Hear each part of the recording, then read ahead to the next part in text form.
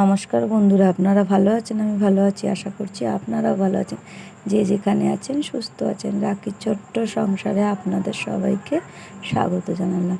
আজকে কাকু কাকিমার বাড়িতে তোমার লক্ষ্মী পুজো ছিল, সেই জন্যে গিয়ে একটু ভিডিও, কাকুকে জিজ্ঞেস করলাম, কাকু একটু ভিডিও করবো? বললো হ্যাঁ করো।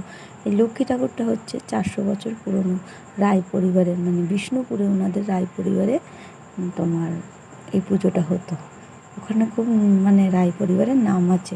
যে কৃষ্ণ ঠাকুরের মন্দিরটা আছে ওনাদের, আমি শুনেছি যে মন্দিরটা, কাকুর মুখে গল্প শুনি, তাই একটু ভিডিও করলাম। তা কাকু বলছে তাহলে সবাইকেই করো, আমার শ্বশুরমশাই, আমার বাবা মা।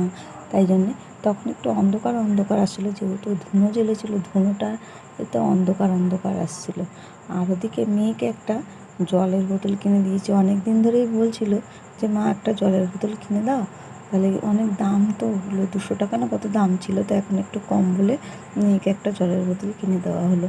আর বন্ধুরা বলছি যে আমাদের এখানে এখনও কীর্তন হচ্ছে, যেহেতু তোমাদের যদি আওয়াজ কিছু শুনতে অসুবিধা হয় তো আমরা একটু মানিয়ে গুছিয়ে নিও। আর বৃহস্পতিবার ছিল, আজকে একটু হাটে গেছিলাম, পয়লা বৈশাখ আসছে, তো বাবা বললো ছেলে মেয়েকে তো কিনে দিতে হবে।